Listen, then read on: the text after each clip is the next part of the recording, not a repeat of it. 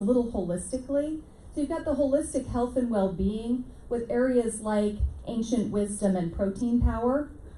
The empowered communities, which is where our consumers come in and how they interact with the industry, agricultural commitment, social impact commitments, and the issue of consumer trust.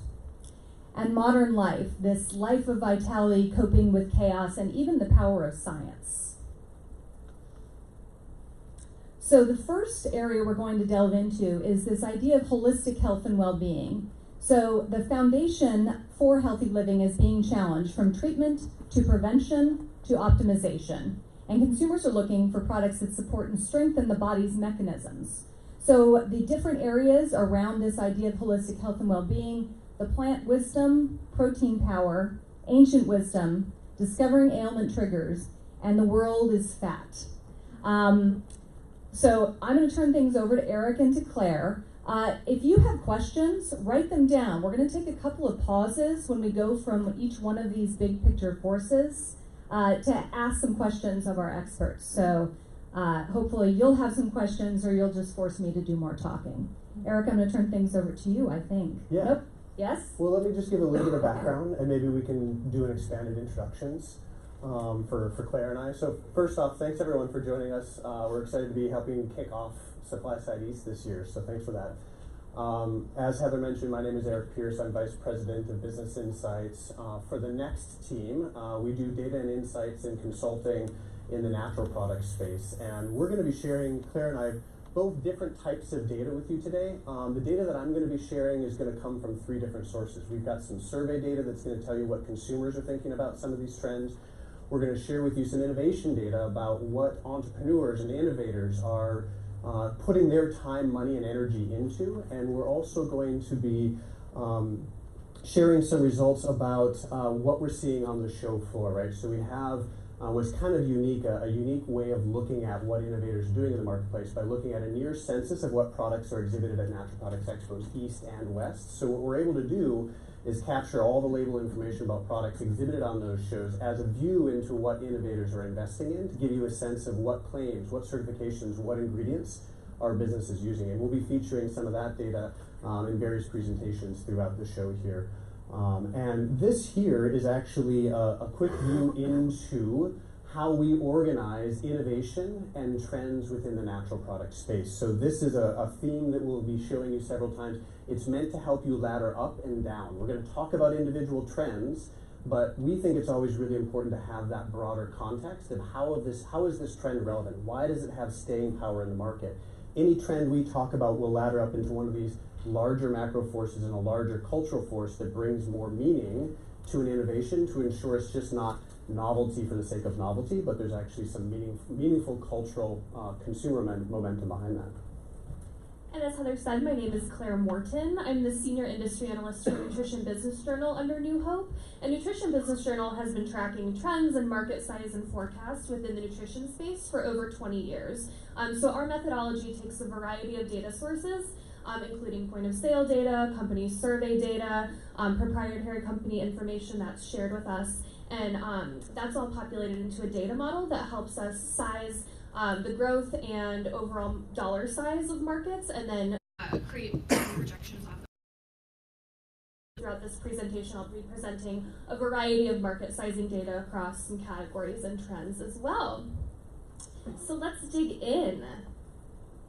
The first trend that we're going to dig into here is ancient wisdom. And so you'll see throughout this presentation, we'll be presenting these product manifestations and showing really how these trends are manifesting themselves in the finished product market. So ancient wisdom is the first one we're digging into here. And what we're really seeing is consumers being fed up with kind of the modern diet and modern life and turning towards the past for inspiration. And so we see time-honored processes, time-honored ingredients ranging from fermentation. So here we see an interesting application of fermentation in a red pepper flake. We see interesting time-honored processes such as a turn back to raw and cold-pressed juices. We're seeing a resurgence of superfoods. So here we've got a mangosteen powder, also turning back towards ancient grains. So We have kind of on one path this grain-free movement, but within the grain space, we're seeing a turn back to these ancient grains, such as this teff product that we have featured here. On the supplement and functional food side, we're really seeing a spike in growth in Ayurvedic herbs as well. This is largely driven by ashwagandha, but we're seeing kind of a halo effect across all Ayurvedic herbs being applied. The largest portion of this market share is within the supplement space, but we're seeing a lot of growth on the functional food side as well. As Heather was showing that functional food trend earlier, ashwagandha and Ayurvedic herbs are playing a huge role in functional food and beverage as well. So in 2018, on the supplement side, we saw growth at 23%, and this is now on the supplement side over a $200 million market annually. As a part of the modern diet, we're also seeing consumers really take their health into their own hands and they're identifying these ailment triggers really on their own. And we're seeing a lot of innovation come out of that in these alternative ingredients. So we're seeing novel alternatives. Here we see alternative nut butters, consumers turning away from gluten, and we're seeing within the pasta space a lot of innovation. Here we see a pasta made out of legumes and veggies. Consumers, this is also kind of where the paleo trend and the Whole30 kind of elimination diets are coming in. So we're seeing a lot of innovation in products with alternative ingredients on that space. Here we have a paleo sandwich bread featured.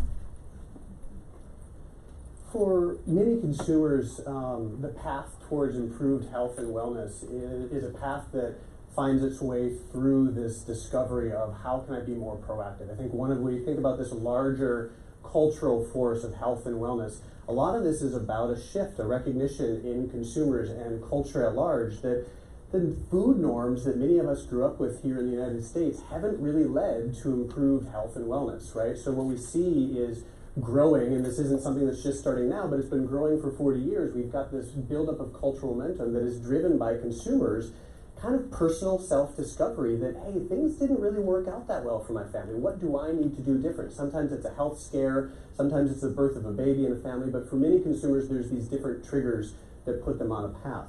The trends that we're talking about, the macro forces here, many of them are born out of this idea of saying, hey, maybe food is my medicine. Maybe I need to be more proactive as opposed to reactive. Maybe I need to look to older cultures for inspiration as to how to live healthy. What we wanted to show you here is consumer survey data that reinforces some of what we're seeing from innovators and these broader trends in the marketplace that suggests there is really something behind this at a cultural level. What we have here is 3 different bars for each question that we ask. These are boomers, Gen X, and millennials. So our 3 sort of predominant generations that are out there buying our products today in the marketplace, right? The boomers are the older, the Gen X are roughly my age, and the millennials are somewhat younger. What we're seeing here is that many of these ideas that may have originated in the health food stores of 40 years ago, and our boomers and the hippie generation may have kind of started momentum behind, we're seeing that each generation has adopted those values, beliefs, and behaviors, and has also expanded on it and made it more normal, or more the norm of the conversation. So this is actually survey data of US consumers. There were 2 studies we did in 2017, each among a population of 1,000 US consumers, carefully sampled to be representative of the entire population. So this is not just the granola health food store buyer, this is everybody in the US. And what's really powerful here is we see this shift towards more proactive engagement in one's health and wellness. 69% of millennials today say that they think about their health daily. That's a 15 percentage point difference relative to boomers. And we see this sort of consistent stair-step pattern in a lot of our metrics.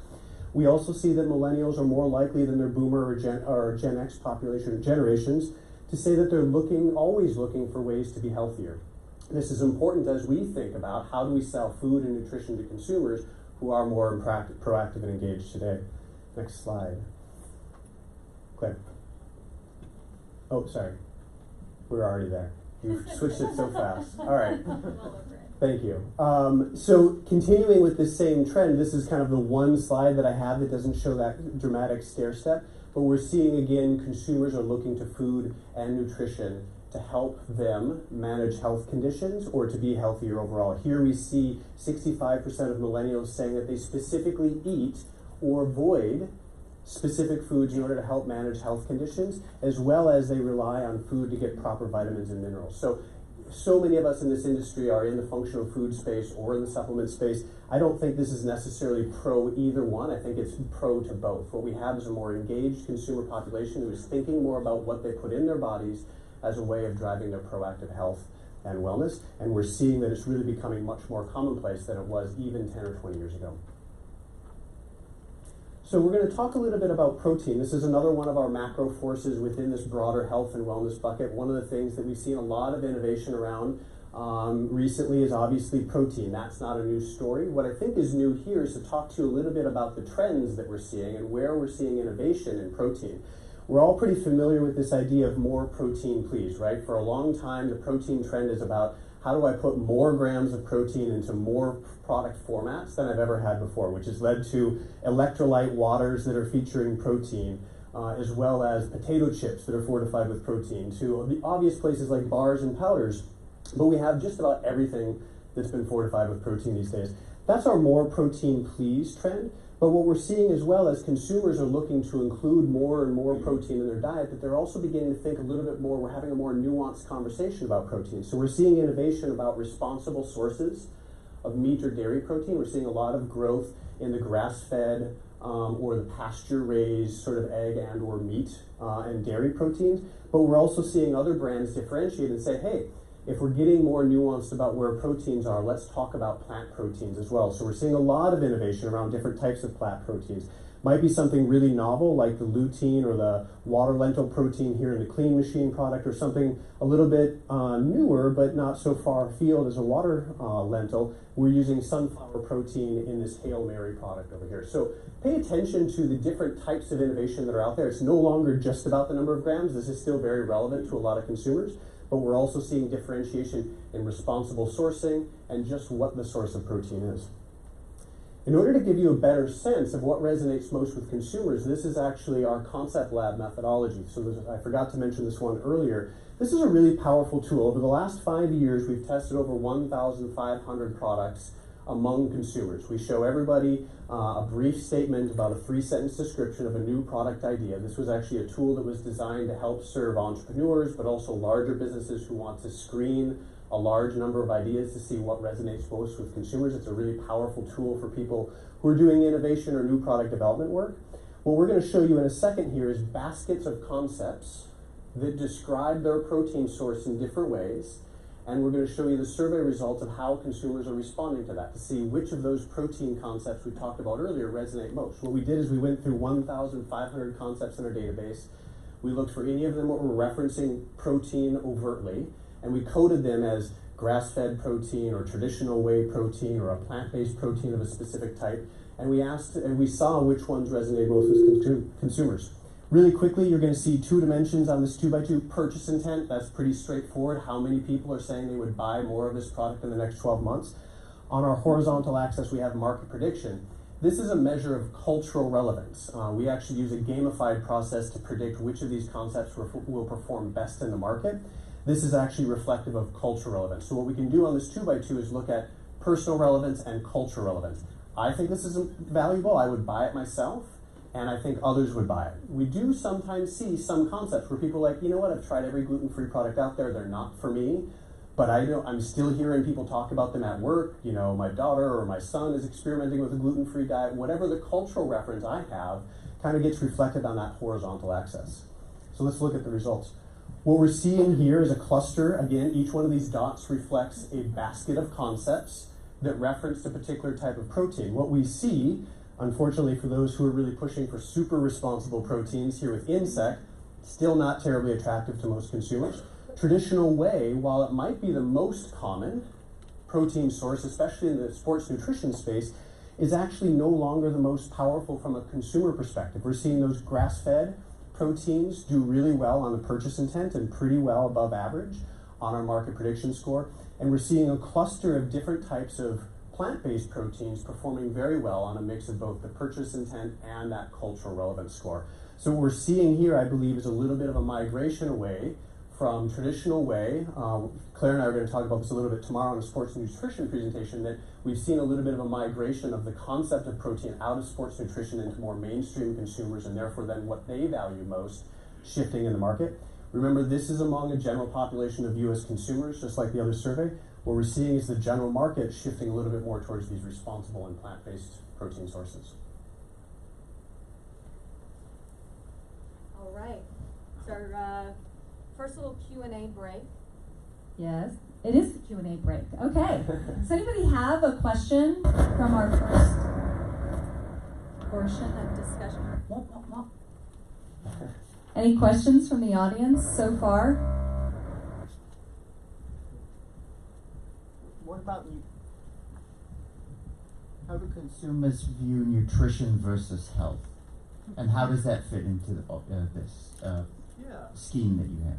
Yeah, no, I think consumers are thinking more holistically about things. So, if I think about nutrition versus food, if I think about supplemental nutrition versus food, I think that consumers are looking more proactively towards both. I think that they are thinking quite a bit more about the food that they consume, but also some of their lifestyle choices. So I think it's just a more balanced collage. And for those in the supplemental nutrition space, I would argue that while we will show, I think I've got some data later on in the deck, will show you that consumers are thinking a lot more about food as their primary source of nutrition. I don't think that that's actually going to crowd out supplements. I think it's going to maybe encourage us to think about how do we talk about food in the context of our supplements to ensure that we're tying into what's most relevant to consumers, but also advocating for what the gaps are we're filling in the market or in their lives. Got another question over here. What is the breakdown of the grain-based protein in that graph? Like what grains, what protein from what grains is that? Yeah, a lot of.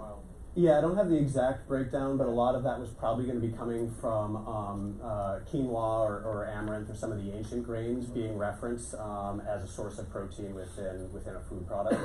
But I don't have the specific breakdown on me right now. That wouldn't include soy, would it? I don't believe it would, no. I don't remember if we had soy broken out in this one. Or maybe there was an other, I've forgotten. But if anyone wants to go deeper, we can definitely go deeper than what we had on that slide. Okay, we got one more question back Here. Forgive the ignorance on this, but when it says grass-fed, who's eating with grass? What's eating the grass? Is that beef? What is that? Correct. It's cattle? Yeah, so that would be cow-based, so grass-fed whey. So grass-fed, so the cows are eating the grass. Yeah. And I don't know if anybody else found this at Expo West. I thought it was really interesting how much grass-fed beef there was. There was a ton of animal protein, and it was all talking about sustainably sourced, lots of eggs. So I do think that while there's a lot of attention on plant-based protein right now, personally I saw more meat and dairy at the natural products show than I had seen in a lot of years, and I'm not sure whether you'd agree on that. I don't know if I would say necessarily a lot more. I mean, we've got the data, I could definitely quantify it, but there's definitely more of a focus on. We've seen growth in the meat snacking space, so that may well be possible. Definitely more pasture-raised eggs and things like that, for sure. Okay, great. So the modern life cultural force is the next of our cultural forces. This one really has to do with thinking about the stresses, but also the benefits of how life is evolving in the 21st century, right? Consumers are very often looking to solutions, the latest technology, advancements, and innovative product to improve their lives. And what this is doing is it's resulting in both consumers seeking new solutions in their life, but also entrepreneurs seeing opportunities to innovate. And so we're seeing, and we're going to talk not necessarily about every one of these macro forces, but we'll touch on modern conditions and what are these conditions that consumers are asking for help with in managing their lives. We're going to talk about a life of vitality, this idea of pursuing optimization, but also healing in one's life in order to improve their overall experience. We're going to talk about coping with chaos, experiential experimentation, this idea that is born very often out of the benefits of the 21st century. Being more connected and always on in our work lives might mean that there's more chaos and that we're dealing with different types of conditions, blue light and eye health sorts of issues. but we're also more tapped into what's going on in other cultures, and so we're more aware, and it's kind of inspired this idea of cultural experimentation in different consumers who want to try different foods and experiment more. And then we also have the power of science that kind of contrasts a lot of what comes out in the holistic health and wellness space. You know, a lot of people think, oh, consumers these days are so anti-science, they, you know, disbelieve these things, and we go down these rabbit holes of believing that consumers actually think science is bad or wrong. What we'll actually argue later on in this deck is that actually the power of science is really powerful, but consumers sometimes question the motives of the science, and it's less about is science a good thing or not, but more about are the motives of that particular science aligned with my values or not. And so there's a lot of innovation that comes around this idea of how do we be more transparent about the science that we're doing and serving consumers' needs directly. All right, so modern conditions. So as I had mentioned, there is this desire for consumers to cope with the stresses of modern day living by addressing some of the some of the particular issues that are coming about. I'm pretty sure this slide is giving everyone some eye health concerns. And so I'll start with that one over on the right-hand side of the slide. But other conditions that consumers are thinking more about and innovators are seeing the opportunity to address are things like digestive health. We're seeing interesting innovation not only in probiotics, but also in fermented foods and fermented products. And that's expanding into other areas where we might not be selling fermented products just for the probiotic benefits, but also for their digestive benefits and other things. We've got brain health and this desire to improve one's cognitive power, right? We're seeing a lot of interesting innovation coming out of the biohacker community, but also just regular consumers who are interested in optimizing brain health. So it's not just an aging population's conversation anymore, as well as sort of our always on, always in front of screens sort of mentality. A lot of consumers are not only looking for energy solutions in their lives, but also solutions with regards to rest. So we've got this snooze product, which is a pre-bedtime beverage that's got some L-carnitine and L-theanine and other sorts of things in it. That was the focus one. They're using valerian, but a whole mix of other herbs to deliver sort of a sleep tonic. We've got the Neuro Hacker product over here. It's a really interesting product with a lot of different ingredients. This one is the one with the L-creatine and L-theanine and others that are meant to drive focus. They're also using traditional ingredients like taurine to derive some of that energy. And then over there with Vision Start, we've got lutein and zeaxanthin and other things going into this eye health product. We actually have a few more health conditions, modern conditions on the next slide. Inflammation and immunity. We're seeing interesting things here. We've got a hot chocolate mix with Ayurvedic formulations. They're using an ashwagandha product and a not ready to consume, but easy made hot chocolate product that's delivering not just an enjoyable experience, but also a functional benefit overall. We've got immunity being addressed through interesting things as well. And I think it's fun to think about some of these formats, right? That we're putting turmeric into an apple cider shot that is designed to help people with immunity and other things. And we've got reishi mushrooms going into purely Elizabeth granola. So one of the things that is really interesting that we're seeing here is as we talk about a more proactive consumer, they are looking to food and nutrition, as I suggested. They are looking to traditional supplements, but we're also seeing really interesting crossover of traditionally supplement or nutrition-oriented ingredients finding their way into food and beverages in a way that's solving for consumers' needs. Now we're going to look at some marketplace data, and just to be clear, the slides that I'm about to present are focusing specifically on the supplement market. So we looked at some functional food examples, but now we're digging strictly into the supplement side, but I think those trends reflect pretty heavily in the functional food space as well. So we just looked at some product manifestation of quest for rest. So consumers looking for sleep products, kind of addressing their modern daily life and the stresses with supplements for sleep. And so in the Council for Responsible Nutrition's consumer survey data, they found that use of melatonin has increased by 50% or more in each age group since 2013. And so we see this condition really across age groups, and that's reflected really in our market size data. We see that melatonin really makes up the majority of sleep supplements right now, although we are seeing a lot of innovation in other ingredients being included in that space. Looking here at the cognitive and focus-based supplements, here again we've got this qualia example that Eric showed earlier, representing this high innovation in nootropics, which is really driving growth in the cognitive space. So we see that growth in 2018 spiked back up over 8%. And as we saw earlier, the market is growing at about between 5.5 and 6% for supplements overall. So cognitive supplements have been trending higher as higher growth in the market overall over the past few years. We also saw a spike in 2016, actually largely driven by Prevagen. So this has kind of really taken hold in the mass market in a more mass consumer base than we typically see perhaps a cognitive supplement take hold, which I think is really indicative of kind of this more mainstream trend of focus on cognitive. Here we've got our growth and size trends for eye health. So we can see that growth dipped a little bit in 2016, but we're seeing growth really spike up, and it's going to stay up there. We're seeing a lot of growth driven directly by blue light supplements. So the more that we're educating consumers on the effects of blue light, and the more that we're understanding the effects of blue light, we're seeing a lot of innovation on the ingredient side and on the finished product supplement side.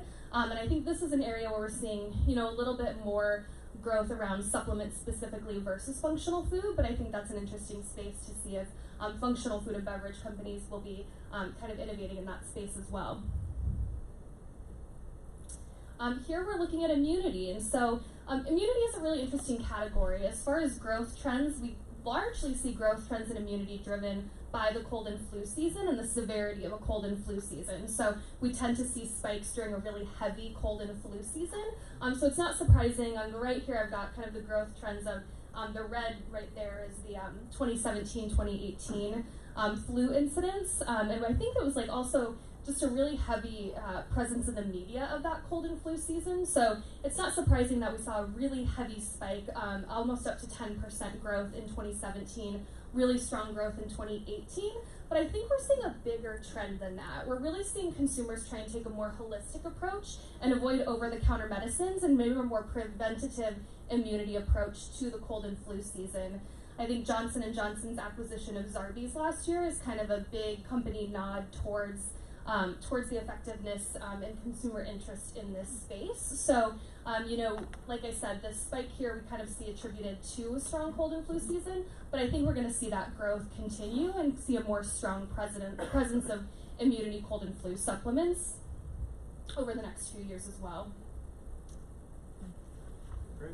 So our next area, our next macro force is a life of vitality, right? Again, in a broader context, just as a reminder, this is modern life. These are consumers who are adapting to the stresses or the opportunities of that modern life. And what we're seeing here is that consumers increasingly, by the stress of modern life, are feeling kind of suppressed and grappling with life's demands. And that leaves a lot of consumers, again, as we talked about earlier with the data, looking to more proactive solutions to try and find ways to either heal or optimize. And different trends and innovations that we've bucketed under Life of Vitality, we're kind of back to the microbiome here, but now in a more way where we're thinking about the full system effect, the full body benefit of not just good digestion, but the microbiome and the role that might, as we're learning more and more, has an impact on our overall diets.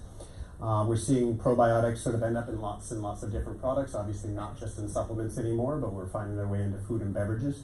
And in this, we would also have that conversation about fermentation. We've got the trends of both optimized diets and healing diets, right? So for many consumers, the paleo or the keto diets are about optimizing, right? I'm already healthy, but I want to improve. I want to perform well at work, or I want to perform really well in sports or something. And so we've got these innovations that tend to focus around how do I take my performance to the next level. But for a lot of consumers, that's not necessarily following the typical path of a sports performance, but it is what is the full lifestyle, what is the full diet that I'm adopting that's helping me get there. We've got Rowdy Bar as an example of a low glycemic product in the marketplace that's innovating around this idea of healing diets. So we have the FODMAP diet. For a lot of consumers, they explore vegan diets and other things. Whole30s, all of these innovations and consumer pursuits around lifestyle, but also food and beverage and supplement choices that have to do with trying to heal some specific issue that they're experiencing in their life. And then really exciting, we've kind of put in here the endocannabinoid system. So all the conversation right now about CBD and the innovation that's coming out as we learn more about the endocannabinoid system and the benefits that optimizing and healing that system can have overall, and helping consumers pursue this greater sense of vitality in their lives. So one of the major trends within the Life of Vitality macro force, or the Life of Vitality force is supporting a healthy microbiome. And so supplements now are just a piece of the microbiome market. We're seeing a lot of innovation outside of supplements addressing the microbiome. But I think that the supplement space kind of shows us kind of the early trend of this, right? So we saw, this is looking at digestive health supplements specifically. So we saw a spike in 2016 and growth kind of tapering off as this market reaches a little bit more maturity on the supplement side. Interestingly, with probiotics, we're really seeing an effect on the supplement side as functional food and beverage continues to develop probiotic products and consumers are interested in these probiotic food and beverage. We're seeing kind of a hit on the supplement side, honestly. So we saw growth spike kind of through the early 2000s into the 2010s, but growth really tapering off as consumers are turning to probiotic functional food and beverage products. And so I think when we think of the microbiome, kind of the future of it is maybe outside of supplementation. We see here on the right the breakdown of the digestive health market, and probiotics is at about 27%, and we're seeing really strong growth in synbiotics, so formulas containing both pre and probiotics. That growth is much stronger than probiotics right now. It is currently 16% of the market, though we expect it to gain more market share over the next few years. Prebiotics is interesting. It's still only about 2% of the digestive health market, but we're seeing growth rates of over 150% year over year with specific prebiotic products. So what this is really telling us is that within the microbiome space, we're really entering kind of a microbiome 2.0. Things are getting more specific. We're expanding outside of supplements. We're expanding outside of pure probiotics. And so formulations are getting more specific, and consumers are looking perhaps for more specific formulations than just knowing that a probiotic helps support their healthy microbiome. And then arguably one of the largest trends that we saw at Expo West for sure, and one of the largest trends that's getting a lot of attention and talk in the industry. So hemp-based CBD supplement sales is what we're showing here. So I just want to be clear, right now we're only looking at hemp-based CBD supplements on the screen. This does not include any products outside of the supplement category, so it's not including any topicals or food and beverage products at this point. And it also does not include any marijuana-derived CBD supplement products. So this is just a piece of the pie, but of hemp-based CBD supplements alone in 2018, we saw $238 million in annual sales, and we expect that to spike up to over $500 million in annual sales of this category alone by 2021, which is about a 36% CAGR year over year. And again, we kind of have been talking to these trends that we saw at Expo West, and I think this was arguably a mega trend. It kind of felt like all the other trends paled in comparison, and so just a lot of attention around this category and accessing the endocannabinoid system. So we did a large-scale consumer survey of the U.S. audience of over 2,700 U.S. consumers last year in 2018, and I will be presenting a deep dive into this today at 3 o'clock on the main show floor in the presentation theater. So if you're interested in deeper information on this, definitely check that out. I'm just giving a very high-level overview right now. But with the consumer audience that we surveyed, we're assessing the level of familiarity with CBD. So we found that roughly half of consumers are familiar on some level with CBD. Of those familiar with CBD, we found that just over half considered purchasing CBD. Just under half were actively researching CBD or related products. But there's a huge area of opportunity because of those consumers who are familiar with hemp and CBD, only 30% here in this pie on the right have actually purchased the product. And so we dug into some perceptions around really where's that barrier. So of consumers who are familiar with hemp and CBD, why only 30% purchasing, and what of those 30% who are purchasing, what are their perceptions and attitudes around it? So going back to some of that survey data to give you another sense of where some of the motivation, where some of the drive is for all these entrepreneurs to be tinkering with new product formulations and putting new ingredients into different formats and whatnot, we're seeing here this idea that, again, as consumers are more proactive, as they're thinking more about food as a meaningful part of nutrition, as a meaningful part of their overall health and wellness, we're seeing that consumers are increasingly prioritizing nutritional quality, density, and purity, right? We're seeing a 14-point gap here between boomers stair-stepping their way up through the Gen X population to millennials on this idea of nutritional quality and density are important to me. What we're seeing is new conversations. I think when we talk about grass-fed proteins or grass-fed whey, for some consumers, that idea is not just about the humane treatment of the animal, but it's better for me. It was produced in a more responsible way, and I believe that that means there's more nutrients in the soil, more nutrients in the grass, more nutrient in the cow, and therefore more nutrient in me. So this idea of nutrient density is really powerful and one that's driving innovation in the marketplace. We're also seeing that, again, consumers are saying that I myself improve my health and energy through clean food. So we'll talk a little bit later in the third chapter here about the clean label movement, but this idea of ensuring I'm putting the best quality, and sometimes that's nutritional density, but it's also kind of this idea of purity and cleanliness, that I'm improving my health by prioritizing that sort of food. Similarly, we've got consumers who are eating with more nuanced goals, right? So consumption isn't just about acquisition of fuel, right? And increasingly consumers are saying, I eat a diet with the goal of improving my general health through better digestion. I'm paying attention to, I'm developing a greater sense of self-awareness. A lot of people who find their way to food and nutrition as a means for better health do a Whole30 diet or some form of elimination diet, and that kind of intense self-experimentation of what food does or doesn't work for me tends to improve one's self-awareness and deepens their connection to food and how it makes them feel. As a result, I think in some ways we're seeing consumers think about eating to help detoxify, but also improve their general health and wellness, again through this greater sense of awareness and how food and nutrition impacts how I feel.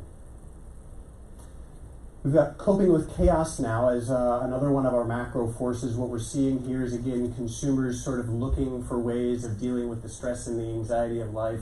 The theme that we're going to talk about most here, there's several trends that fall into this, but we're going to focus exclusively on the alternative delivery format space in the next several slides. So this is, again, convenience is nothing new. We've been making convenient food for 70 years, maybe longer. So that's not a new goal.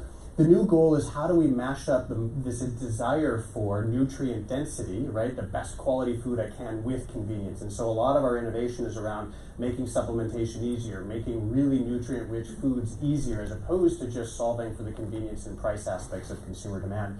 What we're seeing here are innovations in something like Ollie, which is doing an energy and endurance product in a gummy. They're delivering B vitamins, L-theanine, and caffeine through gummies. We're seeing energy bars that are actually finally fulfilling on the promise of energy, right? As opposed to just a carb hit. In an energy bar, we're actually putting caffeine in them now. So this is something that's popped up over the last 2 years, but there were probably 6 or 7 bars at Expo West this year that were caffeinated versus the 1 or 2 we might have had before.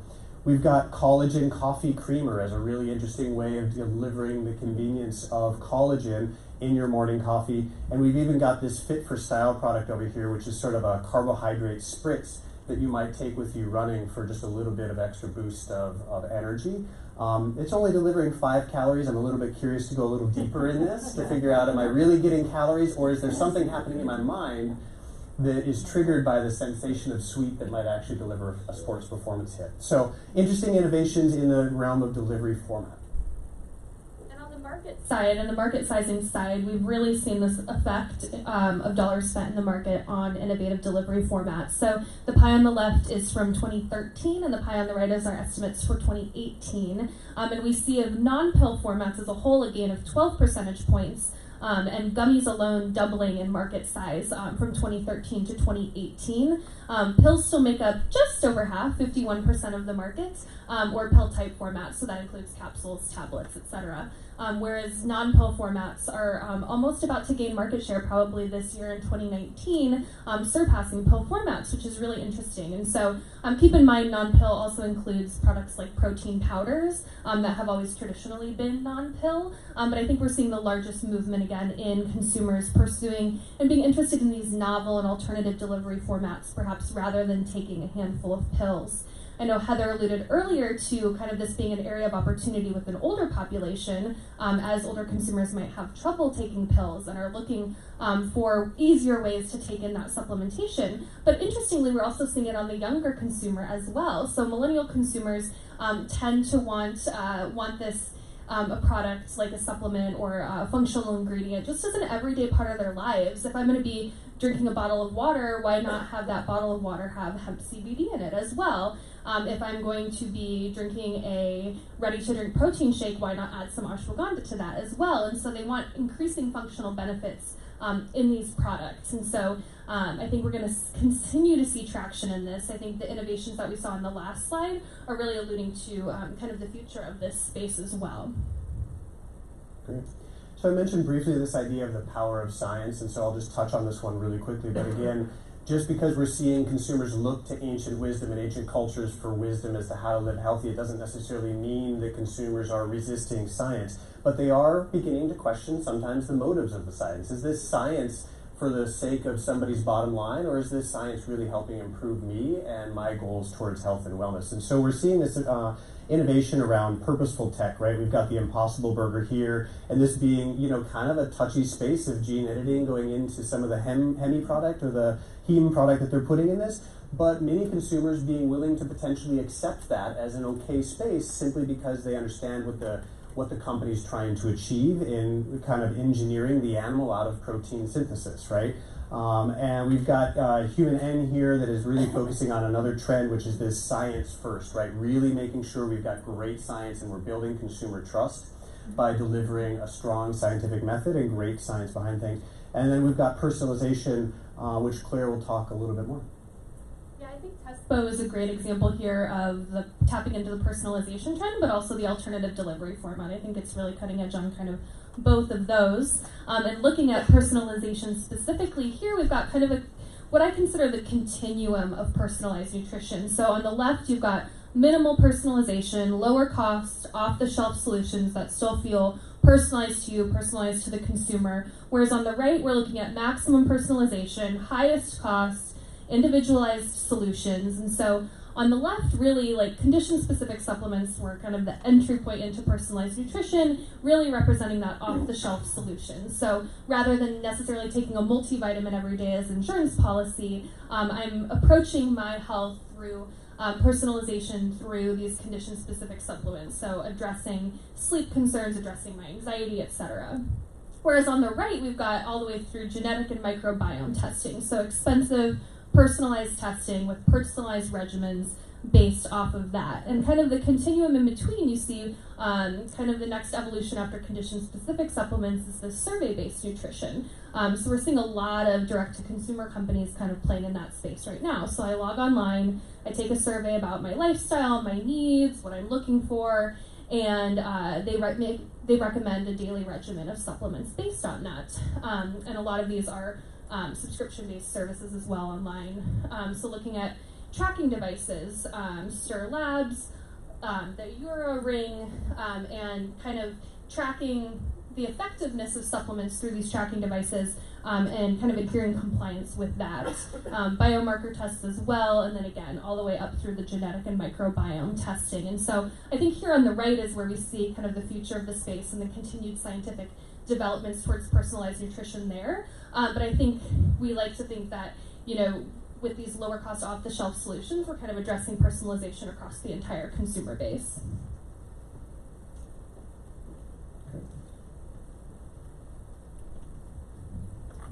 Okay, let's see. Do we have any questions out here before we progress on? You guys just want to take pictures of more slides, right? You're like, yeah, we really do. Okay, I've got one question here and one over here.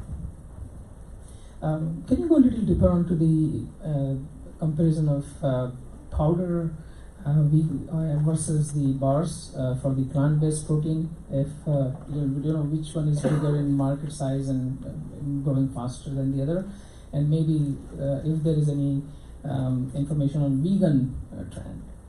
Thank you.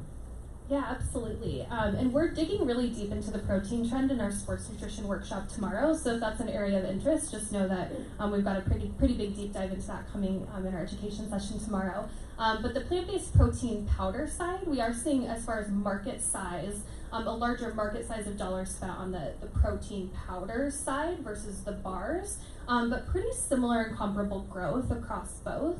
I think we see a lot of rising interest in bars overall, just as a more convenient delivery format. But on the plant-based side, we're seeing pretty equal growth across the two, though at the moment the protein powder side is a bit larger market size. Yeah, and tomorrow we'll share some innovation data. This isn't necessarily sales data, but what are innovators, finished goods manufacturers putting into products that are ending up at Expo, and we're actually seeing greater growth right now in the plant-based protein space than we are in the traditional wheys and animal-based. So there's growth in both, but we're seeing more energy from an innovator standpoint right now behind plant-based. One thing I did not see is the cardiovascular health. Cardio health, can you comment on what's going on there? Yeah, so we are seeing growth in cardiovascular health. I don't know the growth trend off the top of my head, but you can certainly reach out afterwards. We have more data on heart health. Within our trend framework, we're not necessarily tracking it as one of the modern conditions, which is why we didn't speak to it in this presentation. But if you're interested in cardiovascular growth trends, definitely reach out and we can get those to you. Excellent. Let's take one more real quick. Just quickly, in terms of the liquid format, do you have any trends on that? You know, liquids versus pills or powder forms? Yeah, so liquid is included in that section of the pie that's non-pill, and we are certainly seeing stronger growth in liquid than pill, and even stronger growth in liquid than powder. Again, kind of speaking to that consumer convenience. So a liquid is ready to take right away versus a powder even still needs to be mixed into something. And so I don't know the growth trend off the top of my head, but it is gaining market share and included in that large non-pill segment of the market. Yeah. And we've got a look tomorrow in our session at the consumer concept testing data, and we've broken out alternative delivery formats, so we have a little extra insight as to where those delivery formats fall out from consumer data. Excellent. Well, in our last portion here, we're talking about empowered communities and this idea that consumers are really looking to support businesses that are going above and beyond. So it's not just, I'm going to offer you a product because it's good for your blue light concerns, but I'm doing more. It's about nutritional health issues for our communities. It's about the environment. It's really business with a cause or purpose-driven.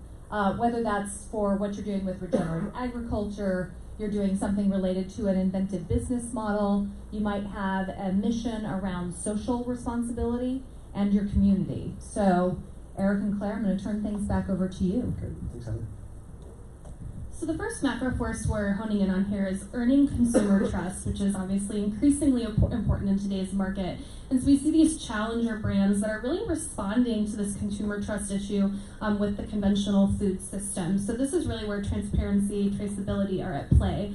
So transparency, we're seeing a lot of innovation with local sourcing, repurposing the waste stream, and then communicating that effectively to consumers. Looking at verification, so B Corps, having certifications and labels so consumers can easily understand that this is a verified, these claims that this product is making are verified. Traceability, so companies increasingly enforcing tracking systems so that consumers can really trace where these ingredients and products are coming from. Clean label as well, so minimal, simple ingredient lists. So these golden berries, I believe the ingredient is just golden berry. And so we're seeing these smaller and smaller ingredient lists without additional additives, and consumers are reading these labels and they're looking, they're specifically looking at the packaging and trying to understand more about where their products are coming from and what's in their products. And so these companies are really addressing consumer trust through that. I think one of the really powerful ideas is sometimes to reframe an idea that we're all familiar with, right? The idea of what is clean label. And I'll often advocate for the idea of thinking about clean label from both a functional and an emotional standpoint. I think we all know that consumers are caring more and more these days about what's in their food and where it came from. I think what we sometimes forget is that the consumer behavior of label reading is a big red signal saying they don't trust the decisions that people are making on their behalf, right? If I have to take a brand, a well-known brand, and turn it over and say, what decisions have you made for me? What decisions have you made for me in the products that the ingredients that you put into this? That's basically a signal of distrust. If we truly want to solve for the clean label issues in the marketplace, I believe that we need to address the functional things. What are people concerned about? What lightning rod ingredients do I need to remove from my product? But also, what's the emotional underpinning of this loss of trust? If we look at the next slide, what we actually see is that both of these things are really important. We're looking at the survey data that I showed you before. What I've done is I've taken sort of functional clean label issues, unfamiliar ingredients, long ingredient lists, artificial flavors, colors, and preservatives, all that kind of classic stuff that we think is the clean label stuff we have to clean up or take out of our product. And I compare that to this idea of the more emotional. I want to trust the decisions you're making on my behalf. I want to show you that I'm a responsible company.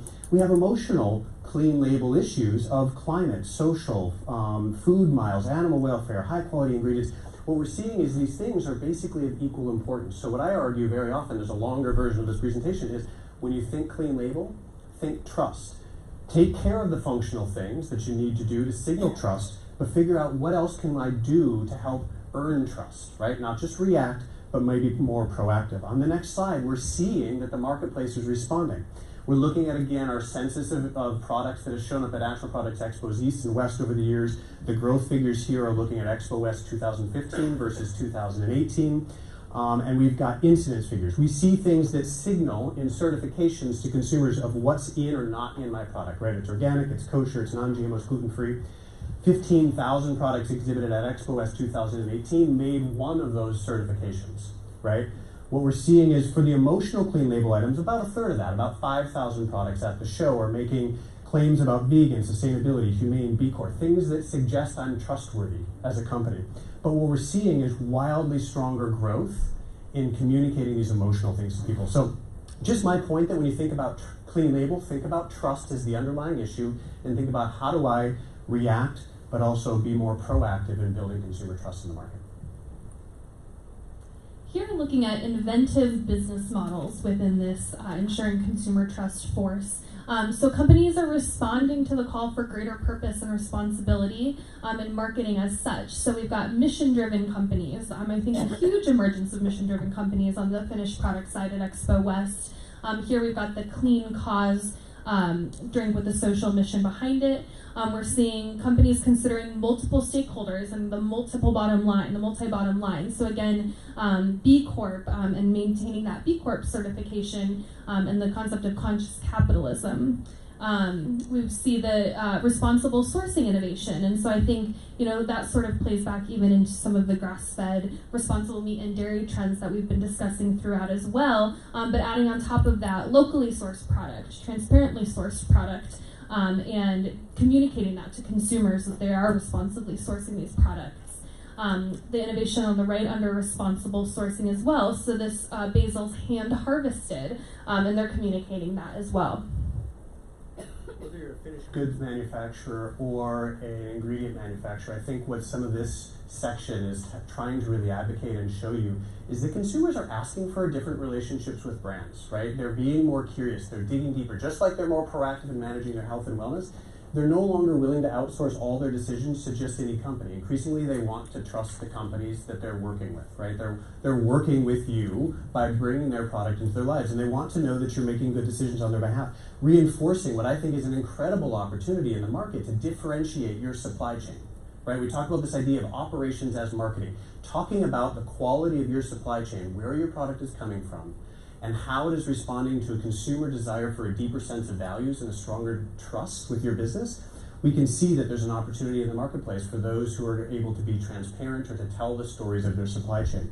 No longer are consumers just buying to acquire stuff. Increasingly, consumers see the decisions they make about what products they bring into their lives as having a moral or ethical sort of role in their lives. They're also willing to pay more for responsibly produced food. On the next slide, we actually see consumers consistently more willing to pay for environmentally or socially responsible practices, right?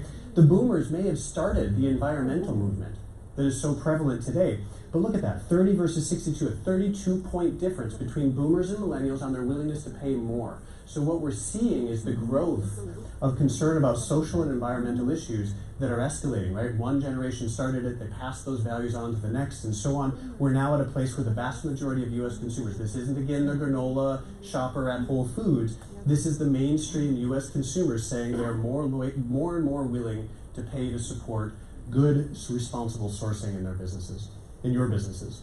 And finally, again, more reinforcement of the same idea that we have this trend, this is where the marketplace is going, right? When we believe that consumers aren't willing to pay for these things, they might not on every purchase, every single time, but more so than we grew up to believe 10 years ago of consumers wanting things but not following through with their purchases. They value how food is made, and they value what's in it, how it's made, how it's sourced, they value transparency. So we're seeing this opportunity for brands that can or want to differentiate on the quality of their supply chain, creating real opportunity in the market. And that, I think, was our last slide.